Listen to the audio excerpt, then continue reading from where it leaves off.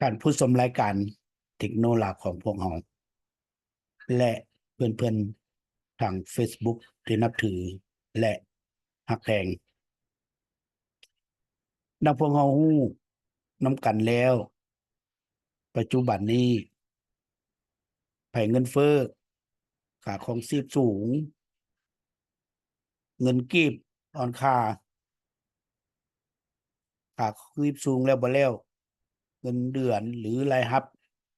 ของพนักงานประชาชนราชการต่ำฉะนั้น สาเหตุหนึ่งที่พาให้ปัญหาดังกล่าวเกิดขึ้นก็ย้อนการผลิตของพวกเขาอ่าบ่นำใช้เทคนิคเทคโนโลยี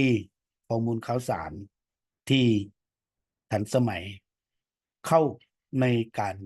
คุ้มครองการผลิตและการบริการซึ่งมาณโอกาสนี้ บริษัทเทคโนโลยีของพวกเขาก็อยากมีส่วน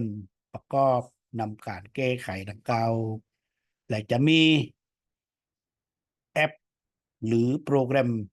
ที่บริษัทเทคโนโลยีของพวกเขาได้พัฒนาหรือได้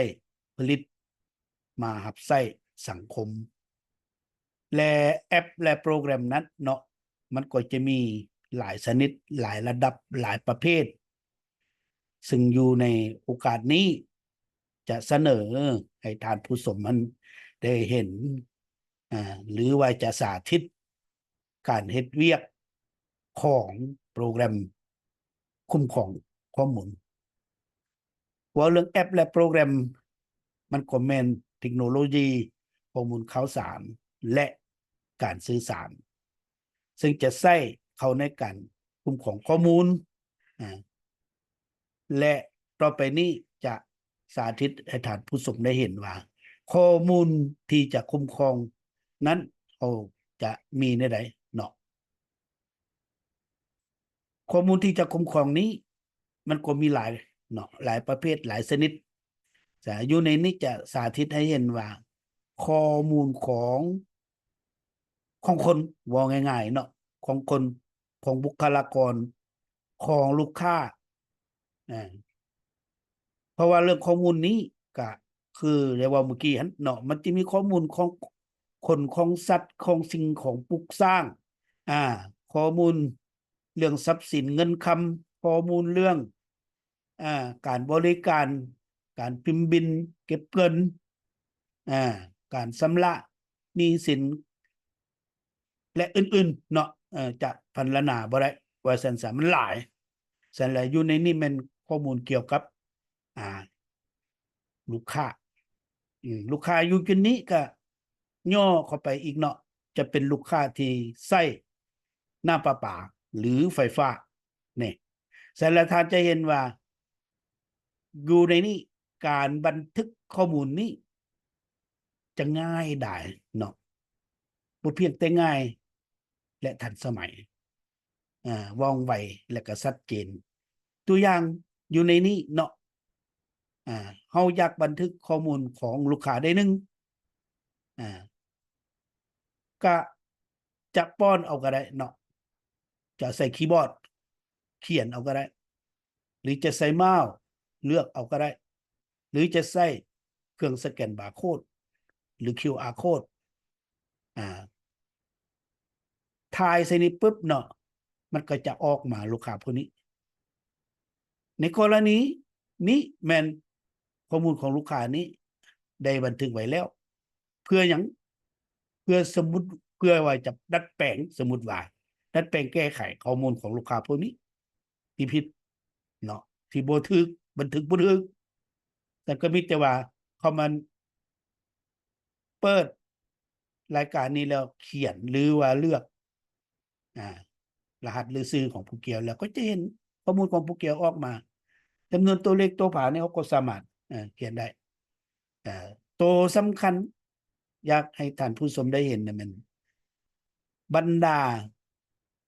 ตัวเลือกหรือว่าคัมโบบอกต่างๆนี่เนาะมันเราสามารถใส่เมาส์เลือกเอาเห็นไหม เวลาเขาเลือก อืมลูกค้าประเภทของลูกค้านี่ประเภทใดเขาก็เลือกเอาบ่จำเป็นจะมาเขียนเนาะใส่คีย์บอร์ดเขียนอ่าเลือกเอาบัดนี้เมืองสมมุติว่าลูกค้าพวกนี้เนี่ยนะอยู่เมืองใดสมมุติว่าอยู่เมือง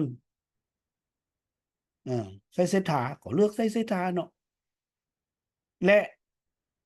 อยู่ในเมืองไสเศรษฐานั้นมันก็จะมีบ้านแหละเขาก็สามารถเลือกบ้านเนาะบ้านที่ออกมานี่หมายเขามว่าเป็นบ้านที่ขึ้นกับเมืองไสเศรษฐาเขาก็สามารถเลือกได้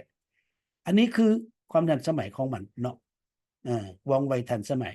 ถ้าว่าเขาบ่เฮ็ดแนวนี้เขาจะมาเขียนเอานี่มีความผิดพลาดหลายเนาะและคันเขาบ่เฮ็ดแนวนี้เออในเมืองหนึงๆนะในแขวงหนึงๆนะ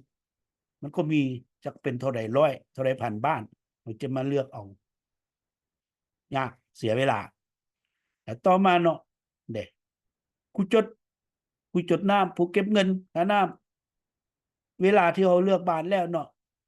มันกดเลือกก็จะเห็นผู้เกี่ยวซึ่งอ่าอยู่ในบ้านดังกล่าวนี้